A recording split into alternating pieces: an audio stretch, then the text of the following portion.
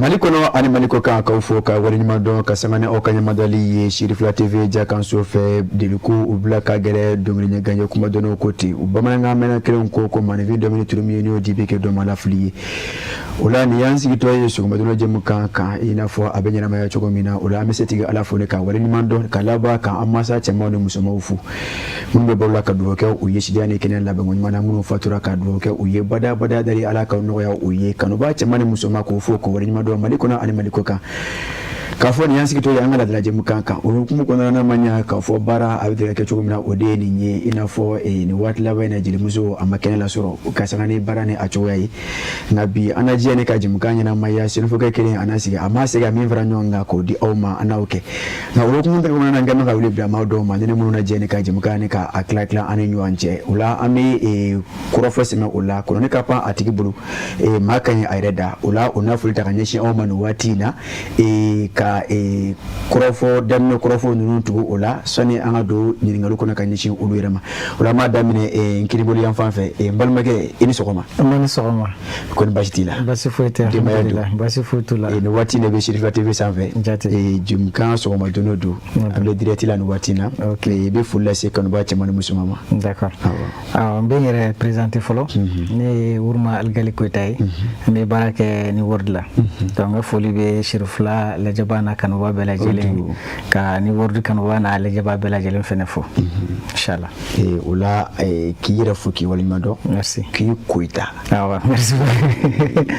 inakuta exactly atigo yanje ki fuita masina ula mina ni mambo ya mfanfe mbala muso eni sokoma sen sokoma kon bashitila alhamdulillah no watina me Shirifla TV sanfe bismillah mali jamana yi non jatiya ka bismillah umina konna na wati na Shirifla TV sanfe ka foke bismillah jaranya awo ne to ga bibatu sisoma ebe an la be fefe be kan la me amu be fu ni amuso ko me fa dezo wa adam ne ko ke de ni dage ni nama na anu ma principal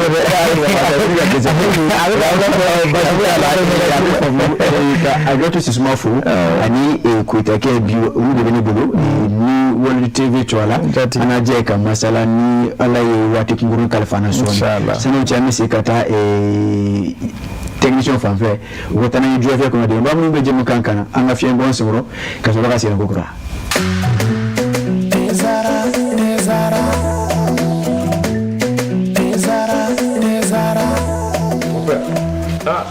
temo amona gani dey abe min wuli tasuma kawa mon père Mali bebe ni nene bara ni ni infusé ka jikala ka ke teka unene tiens là mon père ni ka ani mbo kundo dima te zara mon père am bebe ko kele na sare ni akuma bay e ni do na surprise ki ni do bien mangani sisan wani ye te ko jar te zara te ka te di abi sambi sababo ni te wore be ni ya la kura ka segi kana na ka ke ko wa ne ba infusé de mi ha même vie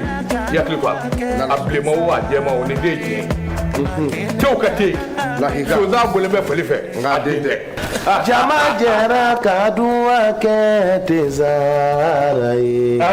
makele ngadanga mena budji e Allah farafidenu jara kadua ke tezarai makele ngadanga mena mudunchi Allah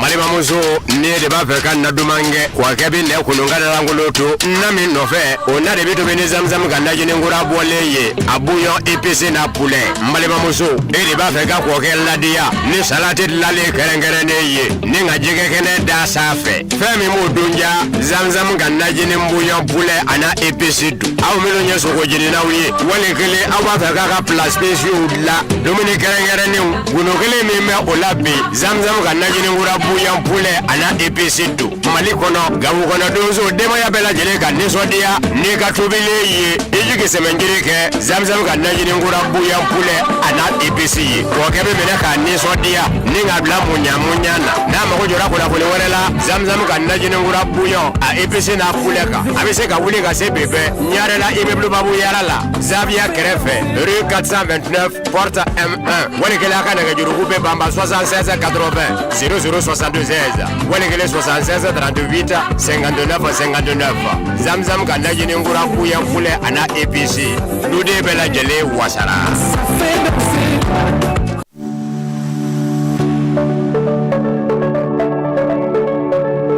Tout commence ici,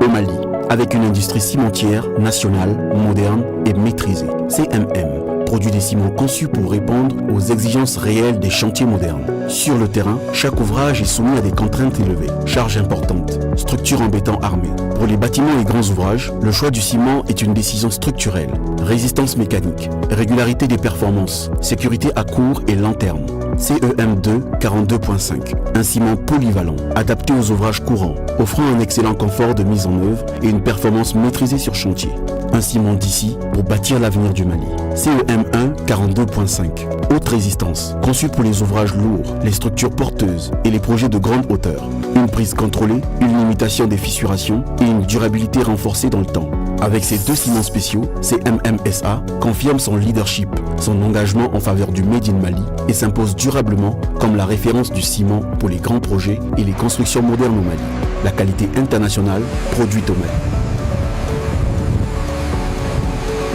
CMM, sinon notre métier.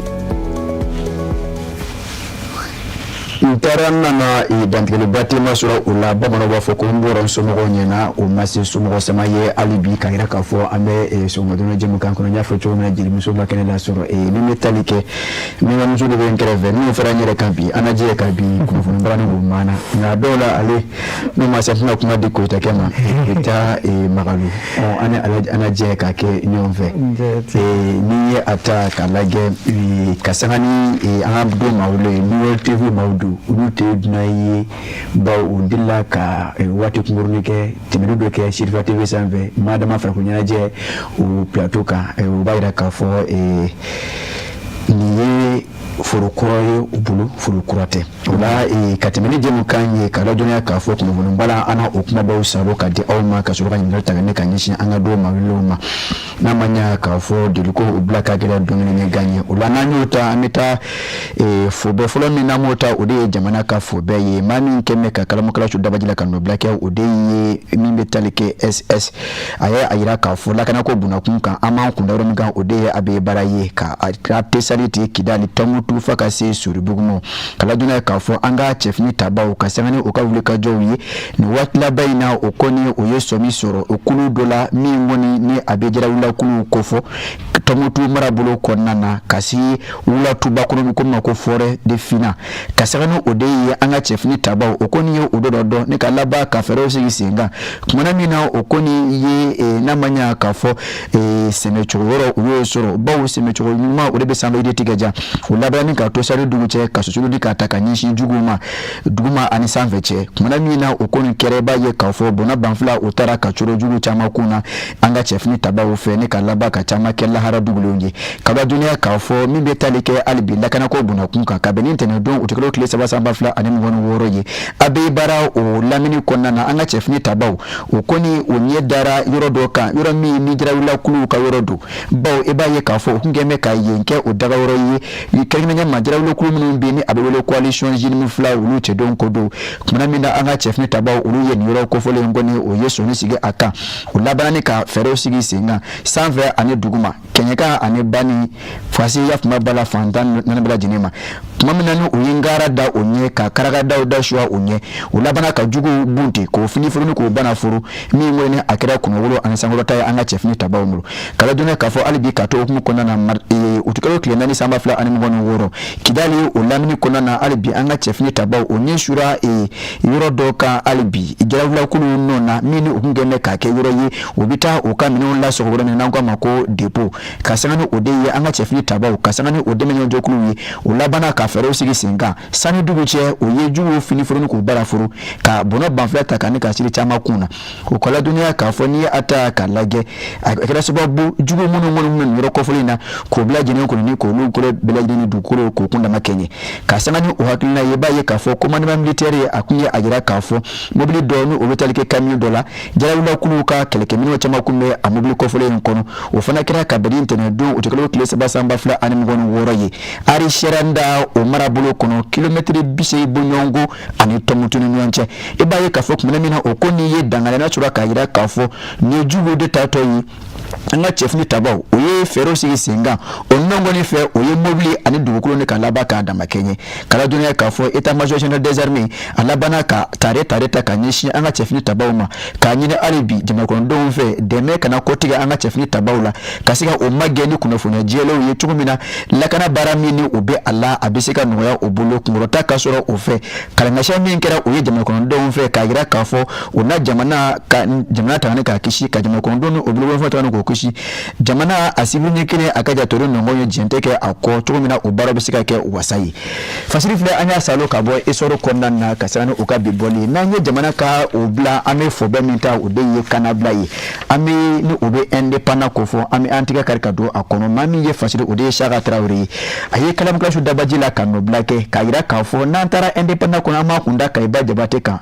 kai dondakele anibodakele karaduna kafo yi anga chefni tabao kasana ni madama pulisila kauka ulika jowi ukoni uyetiga da mado uka kasana ni ukanda kana kulu kengene barado yonga mako operation kokaje kasana ni odeye dijano deso mimbe kai kaufi uyetiga da mado uka abara kera kadamne juekalo klemwa ani durushu kaduru de klemwa ani worola akera kerenya ma ngenye nanu wati so manda fonfe 4 du matin kala dona ka fo ko mbila jine akera ko mi ve odeye tumana mina police la ka obe zone ka ko da bolongo no na nango mako patrouille uyetiga da mado ka mamutu kone kuma tiga dara aka sambina ani klebo nyongo do ulabana kaye ay police la ka ulu nyama de mamutu kone tiga dara maminga odeye adi sambina ani klebo nyongo abe moto do sanfe moto ngoni ayira ka fo sigana mado bawo ibaye ka fo kuma mina police la mo yetiga da aka alabana kaye ka fo moto minyere ni abe aka moto inte atayi ngalo ko ngira sababu ibaye ka fo ukoninga adododo nikata laba kata ajabalala ona manya ka fo obu uchogola ayira ka fo mi tiga shero mina kleborai ode atu ayira ka fo abe kulukunu ukabara bemme moto shonye bara umu ka moto ndarangi ka bo maubulu ninga laba kufiri umukonda na ibaye ka fo kai polisi la ka udise kondisima mamutu kunina ka chedon uyetiga da aka ka tiga ke akuyi kake iko urupanye kasura kalaba katimani ninu mbela jini ye uminge ke sababu katatiga da mawereka nini ari ukabara ye kasiga mutu ninu no shuya kai ubelaba kado blogi bo ula kolu solo kana bamako pièce d'étage kono firi de rebe ube ulu dododo kanane ayifa bamako dugu konnana kalaba kana ulu firi ibaye ka fo kuma nan ko ngoni kera ade aye jongola fo kaira ka fo chena ale dombe shwenina ale re koni aye moto shwena ke minke abe shenta anani bunyonko bo okumu konnana ko ale ka bara konindo aye doke kai ka doke sajola okumu konnana na manya ka fo dobla jeni zunta kire unake fenti tai ulabana katiga da aka ninga ayeka fo akelente tiga dara mawereka anona no uyi MD samwa anishiri nibula jene ko labana wele blara umo pulisila kaufe kiri baro besina kasengani sege nuyi chugumina min kanka da uka una da uka kaba duna ka fo kuma min tiga dara uka ulabana kase wari wa bisi nombo koke una ukeka presile ka ku musalu janko ukabla nga presile ka ko o ma fam onga bara odi na kanayi uye utike fushi ka bo wa bishegi ngoro ninga magnu flake wuro panye bi ube presile ka bolo albi kasane kiri olu bara wi na yo bla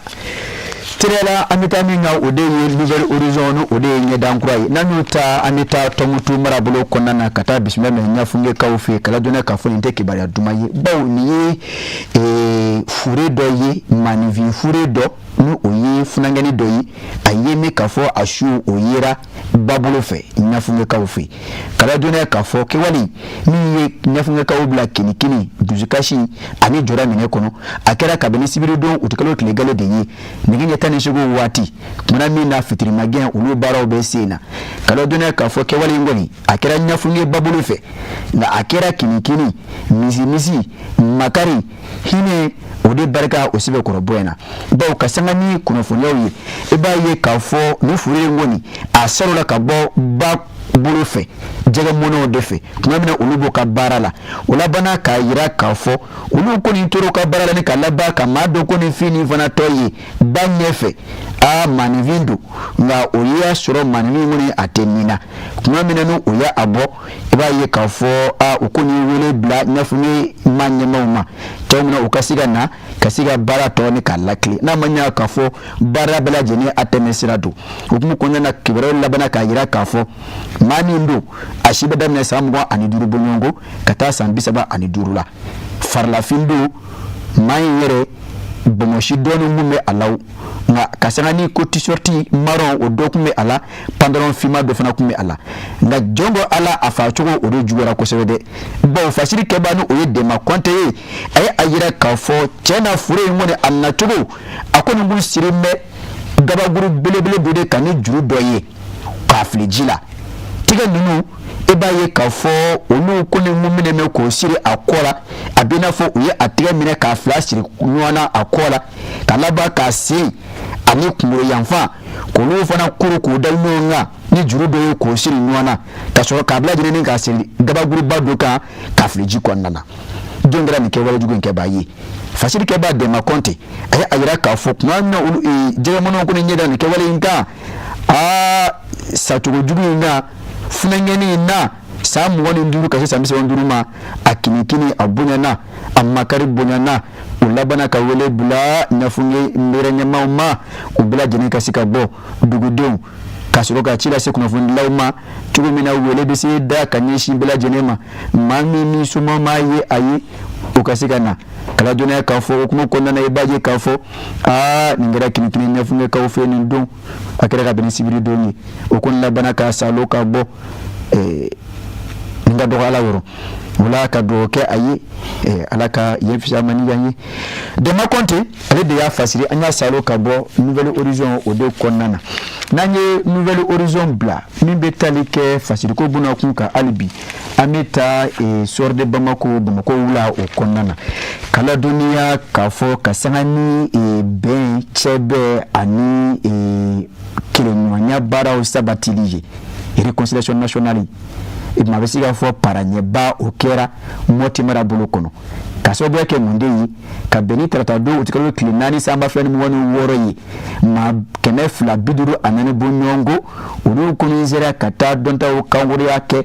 janko u ka se fara finitigilakaw kan ka jamana ni ka a drapeau ni ka a yanga hakilina in a bɛ don min kɔnɔ o de ye Mali jamana minisiriso min kawale bɛ taa ka ɲɛsin cɛ bɛɛ ani fɔ bɛɛ ma bɛn ani kɛlɛɲɔgɔnya sabatili ministère de la réconciliation nationale hakilina ye min ye o de ye maa minnu kɔni kɛ mɛ ka maramafɛnw ta jamana juguya la walima a dɔw la maramafɛnw dɔ u bolo jamana kɔnɔ k'olu salo ka kɛ ɲɔgɔn kan ka se ka u ka dɔntaw kanwariya ka dusukun lami jamana kanu na u ka fara an ka cɛfini tabaw kan cogo min na baara a bɛ se lawaleya i b'a ye k'a fɔ hakilina bɛ don o dokumu kɔnɔna na o la i b'a ye k'a fɔ maa ninnu maa 254 bɔ ɲɔgɔn kɔ u bɔra marabolo minnu kɔnɔ o de ye Segu marabolo Mopti marabolo Bajangara min bɛ tali kɛ o la maa 87 bɔ ɲɔgɔn kɔ u bɔra Ndana Amasagu yɔrɔ maa 30 bɔ ɲɔgɔn kɔ u bɔra Dozolakaw yɔrɔ maa 137 olu bɔra Kulu la ka bɔ Filaw yɔrɔ o bɛɛ lajɛlen faralen ɲɔgɔn kan 254 bɔ ɲɔgɔn kɔ kala dɔnniya k'a fɔ dɔntakawuriya kɔni taara ka ɲɛsin o ma ka o dusukun lami an ka cɛfini tabaw ka baara kɛ cogoya la o min baara kuncɛra ka bɛn ni tarata don ye a kɛra nisɔndiya farifoni ŋuɲaŋuɲa ani jigisigi ye an ka cɛfini tabaw fo ka se jamanakɔnɔdenw ma maa caman ye a yira k'a fɔ nin ye hakilina ɲuman ye wa jigisigi do baw nunu na fara an ka cɛfini tabaw kan hukumu kɔnɔna na sufuru la ye o école ɲɛma ni o bɛ tali kɛ o centre d'instruction mixte ɲɛma na lieutenant colonel Yakuba Keita ale kɔni a ye tare ta ka ɲɛsin cɛden ninnu ma waati bila jɛnɛ kɔnɔ kumana min na o bɛ kalanso ka sanga ni o ka maji ye ani sabali ye moti gouverneur o nɔnɔ bila o labana k'a yira k'a fɔ DDR yi hakilina ye olu bɛ a fɔ ni ka wari ɲuman dɔn wa jamana ɲɛmaaw bɛ fɔ a la bawo a nakun de ye ka se ka hali bi jamanakɔnɔdenw kala ka don ɲɔgɔn na ka se ka bɛn ko kɔkɔrɔ don jamanakɔnɔdenw ka don da kelen fɛ ka bɔ da kelen fɛ bawo kɔnɔkulu jɛlen o de bɛ bin fɔ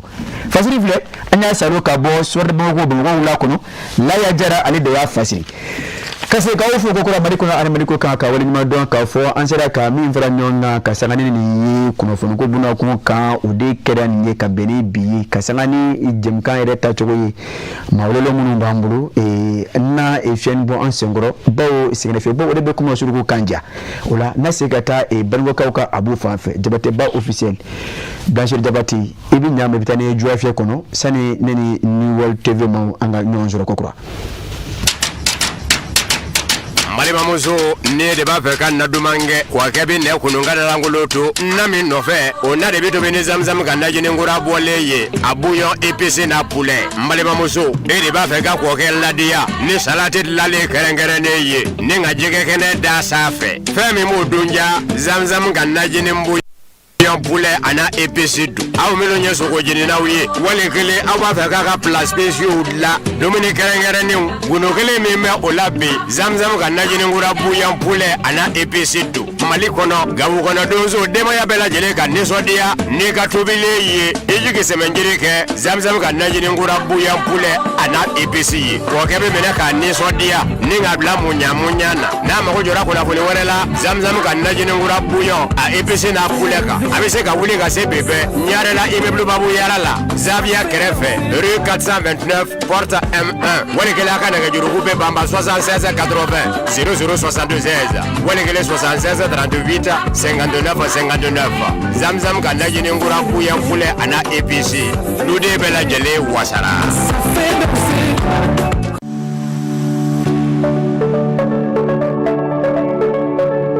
A bɛ daminɛ yan Mali la an ka usine bɛ siman dilan anw fɛ yan n'a bɛ kɛ ni diɲɛ seleke naani diɲɛ laban minɛnkuraw ye min n'a faamuyalen don anw fɛ CMM ale bɛ siman dilan waasa ka se k'anw ka haminanko bɛɛ lajɛlen ta an ka santiw kɔnɔ dɔw ka baara fanga ka bon a fanba ye béton armé ye so ani baara caman bɛ minnu na olu siman sugandili bɛ kɛ ni wolomali de ye a kolo ka gɛlɛn a bɛ fɛn caman kun min n'a lakanalen don kudayi CEM2 42.5 siman in a bɛ labaara fɛn caman na a bɛ baara daw la ani a kɛcogo ɲuman yira santiw kɔnɔ CEM1 42.5 kolo gɛlɛya dan a dilannen don santiw kama i n'a fɔ sangaso a bɛ ɲɔgɔn minɛ ka ɲa a pɛrɛn-pɛrɛn man di wa n'a bɛ mɛn a bɛ fanga sɔrɔ ka taa fɛ ni siman kɛrɛnkɛrɛnnen fila ye CMMSA a y'a ka ɲɛmaaya yira wa k'a ka cɛsiri kɔfɔ Made in Mali hukumu kɔnɔna la ani a tilara ka siman dilan min bɛ danfara yira an ka siniɲɛsigiw baara la n'o bɛ kɛ ka bɛn ni an ka santier belebelebaw ye Mali kɔnɔ diɲɛ dilanfɛnw la ŋana dilannen don Mali la siman an ka baara. Ne ye Zara de ye ka kɛnɛya ani lafiya sabati bɛɛ lajɛlen farikolo la a ka di kojugu.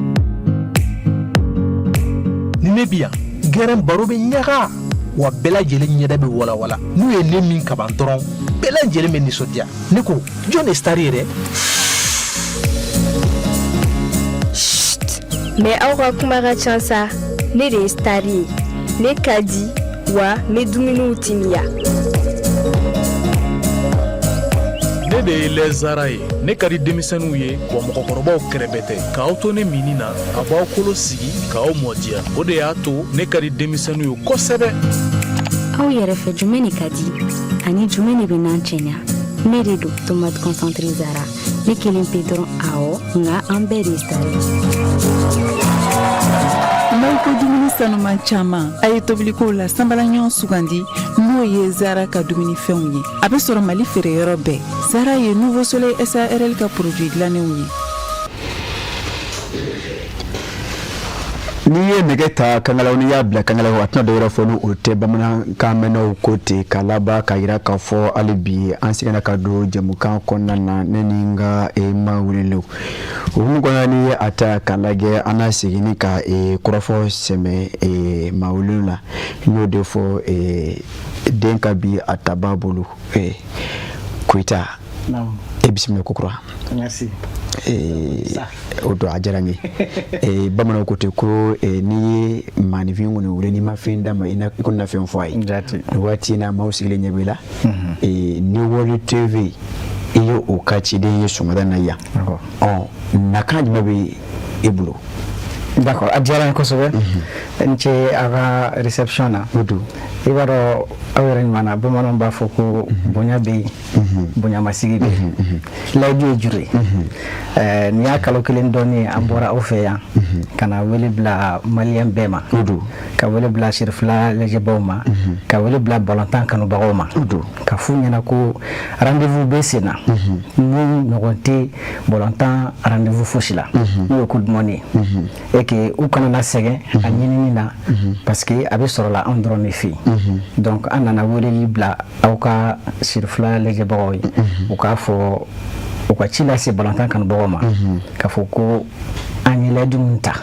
n'Ala sɔnna an bɛna bɔ a sira fɛ et que u ka fara an kan an ka a ɲɛnajɛ in kɛ ɲɔgɔn fɛ balontan 104 an y'o layidu taw ye min bɛ diɲɛ balontan bɛɛ jamana balontannaw bɛɛ fara ɲɔgɔn kan Ala barika la a kɛra wasa ye u ye an ka weleli lamɛn u farala an kan an ye ko in ɲɛnajɛ in kɛ ɲɔgɔn fɛ donc a kɛra anw ma wajibi ye an ka segin ka na yan tuguni ka na bonyamasegin kɛ u ye ka na waleɲumandɔn kɛ u ye ka f'u ye u farali min kɛra anw kan a kɛra sababu ye ko in kɛra an bolo wasa ye donc an b'o foli bila ni World kanubaga bɛɛ lajɛlen k'o foli bila ballon duman kanubaga bɛɛ ye ka foli bila aw fɛnɛ ye o tun ye an nakun dɔ ye waleɲumandɔn sira don a bɛ n'a fɔ bamananw b'a fɔ ko n teri ye maa ye e yɛrɛ kana kɛ wara ye o tɛ o b'a jira k'a fɔ aw kun ye a ɲini jamanakɔnɔdenw fɛ u ka danaya dɔ de ta ka da aw kan danaya ye minɛ maa bɛ se k'a fɔ a fara aw nimisi wasara Ala barika la mais o la ni World TV in yɛrɛ maa minnu bɔra k'anw ta sisan ne ni ɲɔgɔnnaw an na ɲininkali kɛ ni World TV yɛrɛ ye mun ye yɛrɛ tɛ dɔɔni ɲɛfɔ an y'o kan di jate o ka kan jate ni World TV ye faamuya surunya la décodeur de entreprise min don a dilanna farafin de fɛ an farafinw de y'a dilan a baara fɛnɛ a bɛ kɛla ni an farafinw de k'a dabɔ an farafinw kama o de kama an b'a fɔ a bɔra farafinna ka na farafinna lafiya fɛn o fɛn ye télévision ko ye min ye ka balontan duman di balontan kanubagaw ma ka information duman di kunnafoni kanubagaw ma ka an balakaw ka seriw d'u ma k'a sɔrɔ a ma kɛ luxe ye a ma kɛ waridonba ye an kana kɛ kabako ye tuguni Mali la bɛɛ lajɛlen bɛ se k'a sɔrɔ lafiya la cogo min na ka bɛn i ka sɔrɔ hakɛ ma o ye ni World ka mission de ye Mali la an nana Mali la yan nɔ nin y'a san 1 ani dɔɔnin ye décembre 2024 an cunna Mali la yan an dagalen don ACI 2000 la direction yɛrɛ bɛ yen nɔ donc an bɛ décodeur di maliyɛn bɛɛ ma sɔngɔ damatɛmɛ diya la ka réabonnement fɛnɛ kɛ tuguni sɔngɔ damatɛmɛ diya la walasa télévision kunkan ko fosi kana kɛ maliyɛn si ma kunpan ye o de ye ni World ye ne y'a faamuya sisan dakuruɲɛ kelen n'i ko ni World TV a bɛ n'a fɔ an nana ɲɛdan kura de ta ni k'o di min fɔ ye jakanso kanubaw ma Mali jamana kɔnɔ ka di ye farafinna kun ka sanga ni somɔgɔya donni ye o ka baaraw la o tɛ décodeur in ye wa n'a ma ɲɛ k'a fɔ o cogo la komi an balimamuso dɔ b'an da fɛ an na kuma fɔlɔfɔlɔ ani ɲɔgɔn cɛ n bɛ min fɔ ye o de ɲɔgɔn tɛ koyi n balimamuso i ni sɔgɔma kura o tumana sisan Koyita bɔra k'a fɔ ko décodeur de bɛ aw bolo o ye ni World TV ye mais o bɛ se ka fɔ coup d'essai coup de maître a ka première expérience ye a kɛra wasa ye ni o kun ye diɲɛ bɛɛ lajɛlen ka ɲɔgɔn kun bɛ senna balontan a sera ka kunnafoni sɔrɔ o la a da sera yɔrɔ dɔ ma ko sisan ko aw bɛ o kun ye balonko bɛna kun ye yɔrɔ mais baara wɛrɛ bɛ aw bɛ baara wɛrɛ kɛ min tɛ balonko ye wa taari aw ko in ka kun kɛnɛ ye balonko in de ye ni ɲininkali diyara n ye kosɛbɛ parce que apparemment minnu b'a accompagner u ma faamuyali kɛ dégoûteri in na ka ɲɛ kosɛbɛ u hakili la k'an bɛ ballon dɔrɔn de bɔ ballon dɔrɔn t'anw ka baara ye chaîne duman wɛrɛ b'an ka dégoûteri in na min tɛ ballon dɔrɔn ye c'est pour cela an b'a fɔ la télécommande passe ka télécommande di vacances in na musolakaw ka film o duman caman bɛ dégoûteri in kɔnɔna na denmisɛnninw fana olu fana b'u niyɔrɔ sɔrɔ a kɔnɔna na an ka mɔgɔkɔrɔbaw ni information ka di minnu ye jamana kɔkan o jamana kɔnɔna na o fana chaîne duman caman bɛ yen an karatekɛlaw fana an fana ka nisɔndiya fana b'a kɔnɔna na chaîne ka ca kɔnɔna na min ni ballon dɔrɔn tɛ kelen ye maliyɛnw k'o faamuya an ma na ballon dɔrɔn kama mais ballon in kɔnɔna na ɲɛnajɛ fɛn caman b'a kɔnɔna na mais e ye kuma dɔ fɔ o tuma na e fana bɛ sen fili k'i bolo fili wa o sen fili bolo fili ye ne ka baara ye dɛ jɔn ka ma bɔ i la dɛ ne ma dɔn ko baara ne fɔlɔ ne ma dɔn kari dɛ nka sani n ka ma bɔ ne bɛ k'i ɲininka Mali jamana kɔnɔna na jamanamusow ka ca bi yɔrɔ mɔgɔw b'a fɛ ka dɔn ka fɔ jumɛn ni jumɛn bɛ sɔrɔ aw ka dégoûteri ni wari TV la d'accord n bɛna damadɔni fɔ o diyara n ye an filɛ ni Sherifila plateau min kan o yɛrɛ b'an ka bouquet o bouquet b'an bolo Sherifila Jakanso o kanubaw u bɛ se ka o jigi da aw kan u bɛ se k'u ni maa min ye Niwari TV sɔrɔ i bɛ Sherifila TV sɔrɔ k'a lajɛ ka sigi to i ka so siga foyi t'a la i mago bɛ fɛn o fɛn na a la Sherifila programme na i b'o sɔrɔ a kɔnɔ ka tɛmɛ ka taa ORTM 1 ani ORTM 2 ka an lamɛnbagaw k'a dɔn k'o fana b'an bolo jamana ka jabaramusoba Gale ani filanan u bɛɛ lajɛlen fana u bɛ sɔrɔ aw ka dégoûteri sanfɛ siga t'a la k'a fɔ fana ka d'a kan National Geographic n'o o bɛ kibaruyaw kɔnɔfɛnw ale ni criminel fɛn ninnu olu fana b'an bolo bɛɛ n'i ka fɛn don quoi bɛɛ n'i ka nisɔndiya fɛn don sisan yɔrɔ la ɲɛnamuso tɛ se bamanankan na National Geography u bɛ mana de kungo kɔnɔna ani an ka bagan o lahala kan wala a b'a fɛ o de ɲɛfɔ maaw ye maa minnu bɛ ni olu y'o kanu kosɛbɛ i b'a fɛ k'i to i ka so san sumaya fɛ ka to ka sadiki nisɔndiya ni de ye aw ka Niwari TV fɔ ye wa baasi tɛ n y'a faamu sisan donc sisan o de ye i bɛ se ka to i ka so k'i ɲɛ dami o tɛ wa n b'a fɛ k'o yɔrɔ de baasi tɛ Kuyatakɛ ne segin ma dɔɔni sisan technicien bɔra ka hakililajigi kɛ k'a yira k'a fɔ aw kuma la ka diɲɛ ɲɔgɔn kunbɛn senna dɔrɔn ta a baara o kun aw kun bɛ k'o kɛ anw sera ka mun kɛ waati in kɔnɔna na ka se ka aw ka laɲiniw sabati effectivement min y'a to an ye labɛn kɔn joona parce que an y'a dɔn k'a fɔ coup du monde ka di maliyɛnw cogoya min na donc depuis coup du monde yɛrɛ ma surunya an ye wulikajɔ kɛ ka se minnu bɛ coup du monde diffuser ka se olu fɛ yen fɔlɔ ka kɛlɛba kɛ a nɔfɛ walasa anw ka kɛ a dibaga ye farafinna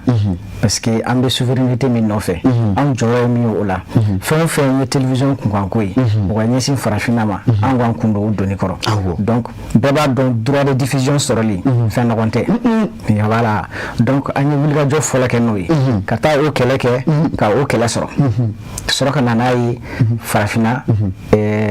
subsaharienne t'a dɔn o bɛ fɔ cogo min na bamanankan na farafinna wolofin yan fan fɛ voilà donc an ye o droit exclusivité sɔrɔ et l'intégralité o tɛmɛnen kɔfɛ n'u ye baara minnu labɛnna Mali yɛrɛ kɔnɔ yan o ye ka fɛɛrɛ tigɛ Mali dugukolo fantan naani bɛɛ lajɛlen na bɔlɔntan kanubaga kelen kana sɔrɔ mun bɛ se k'a fɔ ne ma coup du monde diyabɔ k'a to anw bɛ Mali kɔnɔ yan donc an y'o dabali tigɛ ka représentant créer fan bɛɛ ka dégoûteri lase fan bɛɛ k'a di sɔngɔla mun bɛ bɛrɛ bɛn maliyɛnw yɛrɛ ka musaka ma ka abonnement fɛnɛ kari fila ye mɔgɔ mɔgɔ bɛ an fɛ yen ni i ye abonnement ta yanni a ka tigɛ i ti abonnement prix normal sara i bi 50% de réduction i b'o sara 50 ka bɔ a la misaliya la sisan misaliya sisan ni 1000 don très bien kama juru sara la sisan i bɛ 500 sara voilà comme an abonnement yɛrɛ prix ye 2000 de donc mɔgɔ bɛ an fili ni kɔni tɛ sɔn f'i ka abonnement tigɛ an bɛ jɛn 1000 kɔ e bɛ 1000 de sara a bɛ na fɔ mɔgɔ minnu ka baara ye kura kana kɔrɔlen sɔrɔ ye donc olu tɛ a sara a kun jan fɛ mais a bɛ kari a gana olu ye o de ye ka se ka a cɛmancɛ ni k'u sara olu ye sɔsɔ nɔgɔya ye ne ma i ka bamanankan école na merci beaucoup a bɛ dɛmɛ kosɛbɛ i y'a fɔ cogo min na o de don parce que an hamina ko ye an ka maliyɛn balontan kanubagaw décodeur world kanubagaw kana na sɛgɛn an nɔfɛ donc an y'o dabaliyaw tigɛ ala barika la o kɛra ni wasa ye kosɛbɛ ka fara kan mɔgɔ dɔw bɛ yen nɔ ka balontan lajɛ u kelen so kɔnɔ o man d'u ye olu bɛ fɛ ka balon kɛ komi n'a fɔ u bɛ stade kɔnɔ de o kama an y'an bolo bɔ partenaire dɔw nɔfɛ o ni anw yɛrɛ fɛnɛ an b'a fɔ min ma fan zone an y'olu créer Bamakɔ fan bɛɛ ani région kɔnɔnaw na cogo min na n'i ti fɛ ka i ka ballon i ka pays support i b'i ka pays min supporter i ti fɛ ka t'o lajɛ i kelen i bɛ fara an kan yen nɔ an ye yen fana kɛra nisɔndiya ye kosɛbɛ jama bɔra ballon a diyara kosɛbɛ donc o de tun y'an ka layidu kan ye ka ɲɛsin maliyɛnw ma k'a fɔ ko n'ala sɔnna n'aw dara na an ti bɔ aw jigi kɔrɔ donc an ye fɛɛrɛ minnu tigɛ ni y'olu dɔ la kelen a fɛɛrɛw ka ca kosɛbɛ ni minnu don a bɛɛ la peut-être an bɛ sɔn ka an bɛna mɛn a kunda fɛ bamananw b'a fɔ ko kuma tɛ ba fɔ la nka hakili b'a tɔ dafa o b'a to n bɛ segin na n balimamuso fan fɛ e ye yɔrɔnin dɔ kɔri k'a jira k'a fɔ walasa e ka se ka e yɛrɛ sɔrɔ aw ka dɔgɔtɔrɔ kɔnɔ o ye 2000 de ye nka ne balimamuso a ye n denmuso n b'a fɛ k'e ɲininka o 2000 n'i y'u sara o bɛ waati joli de k'e kun. ɲininkali in diyara n ye n bɛna walawala dɔɔni mɔgɔw ka faamuyali sɔrɔ a kɔnɔna na ɲininkali kɛ kun ye o de ye siga t'a la d'accord nin wagati in na an y'a fɔ cogo min na ka don anw fɛ yen o ye 2000 de ye mais ni i n'an sigira ɲɔgɔn fɛ ka ban an bɛ ka taa ɲɔgɔn bolo an b'a d'i ma 1000 na mais yalasa ka an lajɛbagaw u lawasa halisa an y'a hakili fara ɲɔgɔn kan a fɔ est ce que n'an ye 2000 in na sisan n'an ye kalo kelen fara kan ka kɛ kalo 3 ye ka d'u ma est ce que o fana t'u la wasa kosɛbɛ ka tɛmɛ nin kan donc an b'o bolo kan fo ka se nin kalo tile 15 ma n'i ye 2000 ta an bɛ kalo kelen fara kan ka d'i ma donc i bɛ kalo 3 de sɔrɔ kuntagalajan kɔnɔna na. a ye ne ma yɔrɔnin in faamu sisan an bɛ uti bi o tile 5 ye fo ka taa se o tile 15 ma ni maa min nana abonnement ta kalo kelen Minwol TV la a bɛ kalo n'i ye kalo kelen ta sisan nɔ fɛn tacogo 2 b'a la n'i ye kalo kelen ta 1000 na ka tila ka kalo kelen wɛrɛ fara kan tugun an bɛ kalo 3 d'i ma sisan n y'a faamu sisan ni maa min b'a fɛ k'a bugu misaliya sisan ka mɛn k'a tɔnɔbɔ donc ka mɛn k'i da mun d'a la ka to i ma kuma bɛɛ n ka abonnement banna a y'a kɛ maa ye kun n'i taara 1000 na k'i kun waati in na ka labɛn na ye k'a fɔ ayiwa nin bɛna ka fara e da o ka fisa dalankolon ye ni maa min bɛna k'a fɔ o n'o don n'a tila ka 1000 na wɛrɛ fara kan tugun o la aw bɛ se ka o tigi yɛrɛ k'a lanisɔndiya a bɛ kalo kelen d'a ma tugun. an bɛ kalo kelen d'a ma waati man ka mɔgɔ ni fɛnw na o kalo 3 kɔnɔna na i bɛ t'i labɛn ka ɲɛ tugun ka segin ka na ka na sɔrɔ an ye kura wɛrɛ bolomada fini kɔrɔlen fana tɛ kelen tugun yɛlɛma ka ca an yɛlɛma bolo ka ca kojugu. awɔ sisan takula bana o yɛlɛma o de y'a to fankelen jara parce que ɲɛnamaya o de ye n'i b'a fɛ ka yiriwa sɔrɔ i bɛ o de kɛ o la parce que donc ne b'a fɛ ka dɔn ka fɔ aw ka programme donc c'est très riche divertissement ni o de ye denmisɛnnakaw olu ni yɔrɔ bɛ a la kɔmuso i kɛra tobili la ka min fɔ i ye k'i sigi k'i ɲɛ bɛɛ jabara ne ma k'a ta k'a perepewu k'a bila film ɲuman na o fana olu ni yɔrɔ b'a la cɛlakaw ni yɔrɔ o ye kunnafoni ani o ni documentaire fana ni yɔrɔ b'a la o tɛ ni cɛ k'a fɔ ka waleɲuman dɔn o kelen o ye sɛbɛ ko ta kɛ i k'i fo k'i waleɲuman dɔn mais yɔrɔ dogodɛri aw kɛ mɛ ka a somɔgɔya janko an minnu bɛ togodaw la anw ka se ka sɔrɔ parce que nin waati in na maa caman sigilen bɛ k'aw lajɛ u n'a fɔ ko ni mako bɛ nin New World TV in na yɔrɔ n y'a sɔrɔ cogo di yɔrɔ a kɛ mɛ ka fɛɛrɛ tigɛ u kan wa an ye fɛɛrɛ tigɛ o la komi n y'a fɔ cogo min n ka kuma tɛmɛnenw na Mali yɔrɔ tɛ yen ko i mago jɔra décodeur la i tɛ a lasɔrɔ nin yɔrɔ na n bɛ profiter k'an ka foli bila an ka distributeur agréés ye minnu kɛra sababu ye k'an dɛmɛ o sira fɛ i b'a dɔn an ka abonné fanba de bɛ région kɔnɔna ni togodaw la bɛɛ lajɛlen bɛ an ka décodeur san u bɛ an ka jaw suit a la donc a duguba fɛn o fɛn bɛ région kɔnɔ an ka représentation dɔ bɛ yen mun na ni mago jɔra la i bɛ se ka se olu ma i bɛ décodeur sɔrɔ ni n balimamuso bɛ tila ka téléphone numéro dɔ di minnu ma se ka minnu bɛ fɛ k'a dɔn ne bɛ Buguni n bɛ se ka décodeur la sɔrɔ Buguni cogo di i b'o numéro wele dɔrɔn numéro bɛ orienté vers inchallah vers le distributeur agréé donc u b'a yira k'a fɔ ninnu ni a kɔni n'a mɛn k'a kɛ min bɛ fɔ ye bafa ani kilicɛ ye jango a kana to maasina kunbanna a kɛ mɛ ka bolo ŋɔnɔ bɔ madama anw bɛ jamana minnu o de ye Mali jamana ye ka se ka a masurunya bɛɛ lajɛlen na yɔrɔ minnu kɔni bɛ ni a dɔw la maa mako bɛ se jɔ a la a kɛ mɛ ka olu baaraw kɛ n balimamuso a kɔni a ye baara d'e ma parce que a ko an na kuma segin e ma ko kɔrɔ ko e na maaw bɔ kunbanna nin waati in na anw bɛ se ka so de anw ka dugu o de ye Yiringaso ye o bɛ ɲɛna cercle fɛ yɔrɔ an minnu bɛ yen mafɛnya na n'anw ma mago bɛ New World TV la an na wele ka taa n'a kɛ cogo di de o ka nɔgɔn n'a bɛɛ ye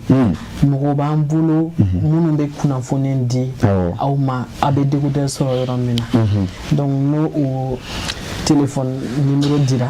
n'a y'olu wele a b'a sɔrɔ mɔgɔ minnu bolo kɛrɛnkɛrɛnnenya la u b'a fɔ u b'aw guider ka taa o fanfɛla fɛ yalasa a bɛ se k'a sɔrɔ cogo min na n'o fana man d'aw ye n'a ko k'an yɛrɛ de k'a bila ka taa d'aw ma o fana ka nɔgɔn fana an b'a san dɔrɔn an b'a bila kari kɔnɔ a bɛ taa se ma ye mais yɔrɔ sisan ne y'a faamu la ne bɛ bɔ Yiringaso ne mako b'a la ka segin fɛ Yiringaso donc ne bɛ e wele misaliya la donc e b'a san Bamakɔ yan k'a bila ka taa walima a bɛ sɔrɔ Sikaso yɛrɛ de a bɛ sɔrɔ Sikaso yɛrɛ ko mako bɛ yɔrɔnin de la an bɛ feerekɛlaw ɲini a ka kuma na an ni minnu bɛ ka jɛ ka baara kɛ ɲɔgɔn fɛ n'o ye an ka distributeur agréés ye an y'olu kɛ jamana fantan naani bɛɛ lajɛlen na Sikaso b'a la Segu b'a la Fana b'a la ni n ko b'a bɛɛ fɔ wagati b'an ta an tɛgɛ ma donc ni i mako bɛ décodeur la k'i to yɔrɔ min na dɔrɔn o yɔrɔ mɔgɔ i bɛ bila ka taa o yɔrɔ mɔgɔ dɔ fɛ yalasa i bɛ se ka décodeur sɔrɔ cogo min na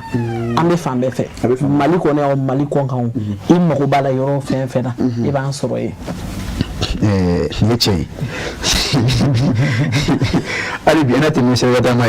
ye ka segin Koyitakɛ ma Koyita New World TV a décodeur o min bɛ tali kɛ a barani na ne yɛrɛ ne mako b'a la bi e ko Bamakɔkaw bɛ yɔrɔ jumɛn na ACI 2000 la Bamakɔ dɔrɔn de b'aw bolo a parti sa ka na o de y'a jabala ye o de y'a jabala ye voilà ACI 2000 y'an jabala ye an bɛ quartier ninnu kelen o kelen an b'a la aw bɛ Jaginɛbugu la wa an bɛ Jaginɛbugu la ne bɛ Jaginɛbugu de la o Jaginɛbugu tɛ Jelibugu de fɛ attention dɛ mun y'an kɛ Jelibugu fɛ Bangoni Jelibugu a ye commune tɛ yan sisan Jaginɛbugu Koyitakɛ sabali dɛ Jaginɛbugu o de ye Ayidara ka kin ye mais Jelibugu o bɛ fan wɛrɛ fɛ kelen tɛ bɛɛ ye commune voilà mais kelen tɛ Bamakɔ quartier ka ca kosɛbɛ ala barika la Ayidara ka zone na voilà vraiment di parce que o yɔrɔ de Jaginɛbugu ye n y'a faamuya a bɛ n bɛ yɔrɔ dɔ expliquer précisément ni i ye Bangoni sirafara minɛ ka tout droit kɛ yanni ka pont tigɛ ka se Ayidara fɛ yen pont fitinin dɔ bɛ yen Asakoba an taara jumɛn de b'a yɔrɔ voilà an ka denya dɔ bɛ yen yɛrɛ juste Bangoni yɛrɛ dɔrɔn kɔnɔ an ka den bɛ a bɛ segin bɔ o y'a faamu sisan n tɛ se k'o bɛɛ tɔgɔ fɔ non a ka i bɛ mɔgɔ min na o de ye n ta ye koyi mais min fɔ ni tile funna a tɛ d'a tigi kan na anw bɛ to Jaginɛbugu la ne mago kun yɔrɔ min na sisan anw bɛ ayiwa asongo be ko na ma akeme ka breda asongo ko matara ka ka kitodi ko dum la dore chende lambe fere la doka mo est ce que nous yere war fe amo be ni ko imana farafina la fiali kama itizela la fiali jora ya kla ka war ni jora voilà donc anye bouquet fon foyan c'est ça fon ya volontaire fon ya cinéma nuni fon ya documentaire tout ce contenu là il est à soro wafla dogodere jati iba soro wafla mais dogodere ni atasa be fere non ame décodeur de firi fo mo ka do ka ko décodeur ani tasa uluti 5 kilo voilà c'est très important voilà donc décodeur TV décodeur de bi décodeur TV de ça c'est on y a inséré ça tasa là tasa abata tant que iga tasa yi satellitaire ni après ba fa ma LMB mo bala ka bisika satellite capte drone abana ibi anga décodeur ta drone ka do tasa la ka nyesi anga satellite ma o ba fa ma position Madagascar o anga jargon sinon 16 degrés est ni ya position au Cameroun ibanga chaîne bela jelen soro wa mbi fen kilin foga faraka tinyado anga décodeur wa fly iga abonnement chaîne beno iba activer drone ibo luso directement so ni décodeur ça jati chaîne dobe mamna ni kunya baratu ka be ka jabara sola ni ya pigi ka fo ki bi banya fina ko fayka tormo nyobo tu ka buri ma to fente e kelen ka baratu ka pigi ebe jawdo soro ne che ebe jawdo soro mais na isa na jamu ni ko lu ni buko la 600 de bi soro ka abonnement de ta voilà abonnement ke chuko be ke chuboti abonnement de ibe doni wa fly bi photo abonnement meta anga distributeur ou fait ina fa beta agence là ina fa Orange Money ba ke sama money Orange Money be wanda wana be on se ne ba fa ka Nouvelle TV abonnement ta nga Orange Money mi se ka kewa na be se ka ke ibe do soit Maxi City ko na Maxi City be ibe do Maxi City ko na abonnement télé ni do na do be ni TV aboka aba ke to ko be ya fiana no fana mandi aywa ibata manuellement Jesse karanka Jesse ka tugala kata neche on to omonando fede do ko fe am kira dima che no ma go yageti e mi sala como me plato alhamdulillah aywa ni jema de siri ko min wala wala ni naklinja wannan madisi ni na ma fo ni ran o de amuli na madde dro shi ni bi ni jimda do fo ni de ko mo bore ko ni mi fo magede no ame le bukan bela jelen aywa ko ya fi ko mo na fa dida shi ni do ma ira mo a ku ni wote ko mo ko ni be adiye ble no ni ira mo fa na shi ya ba shi de o de kan yeche ka fo ka wali mando ka fo eni ma film go ye famia sura ala o ba to mi metalike anita tension fanfe banyo ka wajabati ebe fieni bon se woro ni se ko ni dongo tiro mo ka nubla doni ye janko anga do mawrelo o ka fien sama doni anga sura kana ne ka do jemka watla ba ulu konana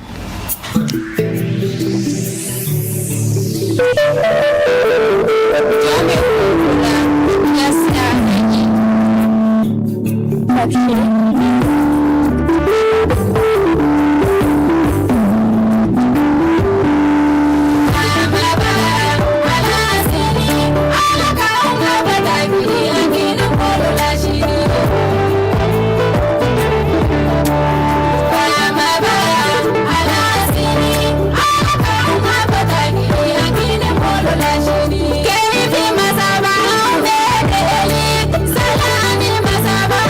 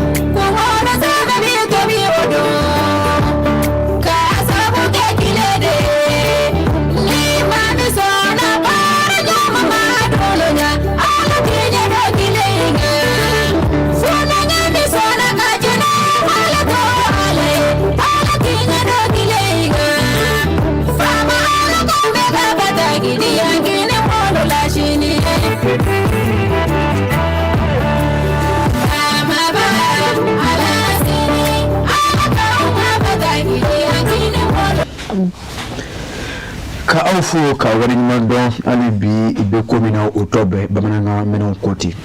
o hukumu kɔnɔna na jɛmukan an ye ko nin caman kɛra a la n y'o de fɔ kuma daminɛ na kuma tɛ ban fɔ la nka hakili o de b'a to a dafa k'aw fo ka wariɲuman dɔn k'a dɔn k'a fɔ hali bi an bɛ Shirifula TV o jakanso o de sanfɛ jɛmukan a kɔni b'a la ka se a kuncɛyɔrɔw ma nka ni dɔgɔta minɛnw cɛra cogo o cogo k'an m'o fɔ o place o na sɔrɔ dɛrɛ nka an bɛ segin ka kuma lasegin an ka don mawulilo ma kokura tugun ka o ɲininka k'a fɔ yɔrɔ baara min kɔni n'a y'a kɛ a ye nimisiwa sɔrɔ a la ani yɔrɔ i bɛ se ka mun fɔ mɔgɔw ka fɔ joni ana taw la yɛlɛma dɔw bɛna sɔrɔ walima kɛmɛ ka baara dɔw boloda min na kɛ kudaguda ye wa jati message kɛrɛnkɛrɛnnen b'an bolo k'a fɔ o ɲɛna o la u dara na cogoya min na u ka danaya nin tant que u m'o kɔ tigɛ an bɛ wasa lase u ma don nataw la wagati minnu tɛmɛna Coupe d'Afrique minnu kɛra Maroc an ye ballontan bɔ a commentaire la an y'a kɛ ni an yɛrɛ ka kan ye bamanankan n'o an ka souveraineté pilier dɔ ye an ka yɛlɛma wɛrɛ yan an ka yɛlɛma olu sinsinbiriba dɔ ye donc an y'an jija ka ballontan bɔ an ka kan na coupe du monde nin fɛnɛ na an y'o kelen kɛ donc ni Ala sɔnna ballontan wɛrɛ minnu bɛ nale min ye Ligue des champions ye min ye championnat européen minnu an b'a bɔ an bɛna maliyɛnw la lafiya a kan parce que bɛɛ tɛ tubabukan in mɛn n'est-ce pas donc i bɛ se k'i ka ballontan filɛ k'a faamuya kunnafoni min bɛ fɔ ballontan kɛrɛfɛ i ka kan na cogo min na o y'an ka lajukan dɔ ye n'Ala sɔnna an bɛna taa o sira fɛ waati sera nka teliya la o bɛ se ka sɔrɔ kan damadama jumɛn na i bɛ se k'a sɔrɔ an ka bamanankan na i b'a sɔrɔ wolofɔkan na i b'a sɔrɔ ewe la ewe o ye woroduyanfan ninnu Togo ni Benin ka fɔ o ni fɔn kan naani an farafinna yan an y'a daminɛ n'o de ye fɔlɔ i bɛ kɔrɔfɔ kuncɛ kɔrɔfɔ cogo ninnu na Koyita kɛ i bɛ kɔrɔfɔ kuncɛ kɔrɔfɔ cogo ninnu na an bɛ foli kɛ bɛɛ lajɛlen an n'a kun y'o de walaɲuman dɔn de don an bɛ weleli bila ni wari kanubaga ballontan kanubaga télévision kanubaga en général u ka danna ala sɔn ka fara an kan an ka farafinna kunna wolo inshallah Koyita k'i fɔ k'i walima dɔn a b'a hakili to a la siɲɛ wɛrɛ a bɛ sini fo k'a b'o fana fara a kan an bɛ segin ne balimamuso ma min ka muso min ka denni e tun b'a fɛ ka o ma ɲɛnɛ de b'e la i t'i sigi k'i bɔ la wa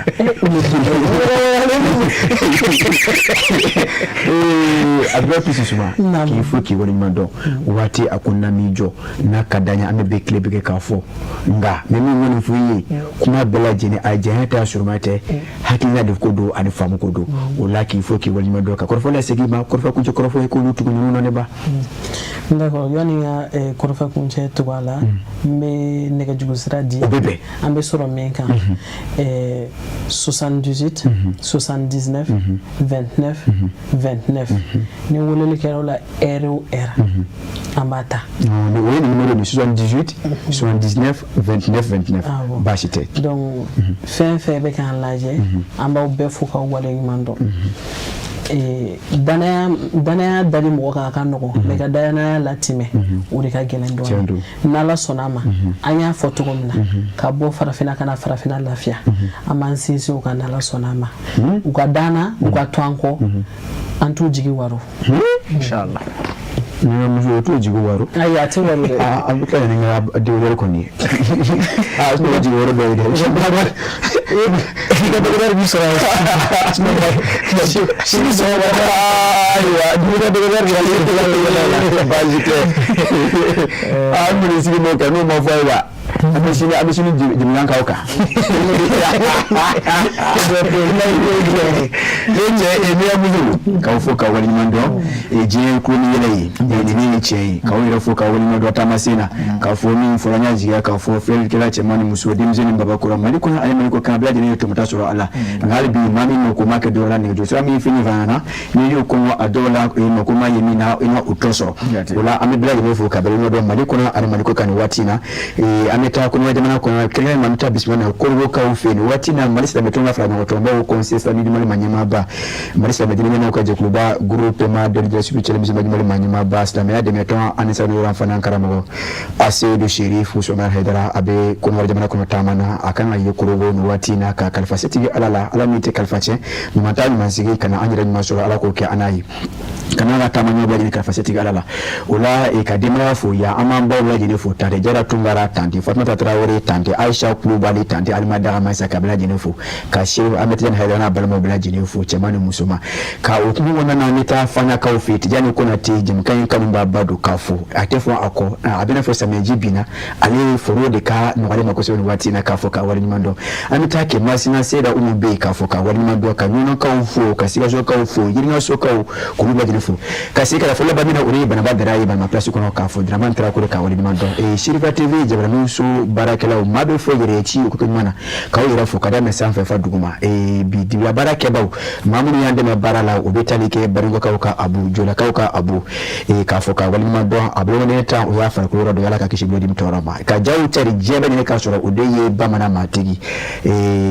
no uye shaka kulubali bamana matigi kulubali masani muruba ka fo ka wali ma do aka barala kasoro ka wakri na bele foko fo bishuna segedeke jemu kain kampi 23h30 wati ni alama bashike shini 10h 11h nini au aminyon sura ka jemu kono ko dangana maya ala ka jemu wati bila nini aula amina ya rabbi. Tout commence ici au Mali avec une industrie cimentière nationale, moderne et maîtrisée. CMM produit des ciments conçus pour répondre aux exigences réelles des chantiers modernes. Sur le terrain, chaque ouvrage est soumis à des contraintes élevées, charges importantes, structures en béton armé. Pour les bâtiments et grands ouvrages, le choix du ciment est une décision structurelle. Résistance mécanique, régularité des performances, sécurité à court et long terme. CEM2 42.5, un ciment polyvalent, adapté aux ouvrages courants, offrant un excellent confort de mise en œuvre et une performance maîtrisée sur chantier. Un ciment d'ici pour bâtir l'avenir du Mali. CEM1 42.5, haute résistance, conçu pour les ouvrages lourds, les structures porteuses et les projets de grande hauteur. Une prise contrôlée, une limitation des fissurations et une durabilité renforcée dans le temps. Avec ces deux ciments spéciaux, CMMSA confirme son leadership, son engagement en faveur du Made in Mali et s'impose durablement comme la référence du ciment pour les grands projets et les constructions modernes au Mali. La qualité internationale produite au Mali. CMM, le ciment, notre métier. Malima muso ne de ba fe kan na dumange kwa kebi ne kununga da langoloto na mi no fe ona de bito beni zamzam kan na jini ngura boleye abuyo EPC na poulet malima muso e de ba fe ka ko ke ladia ni salate lale kerengere ne ye ni nga jege kene da safe fe mi mo dunja zamzam kan na jini mbuyo poulet ana EPC du aw melo nyeso ko jini na wiye wale kele awa fe ka place spécial la domini kerengere ne guno kele mi me olabi zamzam kan na jini ngura buyan poulet ana EPC du Mali kono gawu kono dozo dema ya bela jele ka nisodia ni ka tobile ye ejike semenjere ke zamzam ka najini ngura buyan poulet ana EPC ye ko kebe mena ka nisodia ni ngabla munyana na mako jora kona kone werela zamzam ka najini ngura buyan a EPC na poulet ka abise ka wuli ka se bebe nyarela immeuble babu yarala Zavia Kerefe rue 429 porte M1 wale kala ka daga juru be bamba 76 80 0062 wale kele 76 38 59 59 zamzam ka najini ngura buyan poulet ana EPC dude bela jele wasara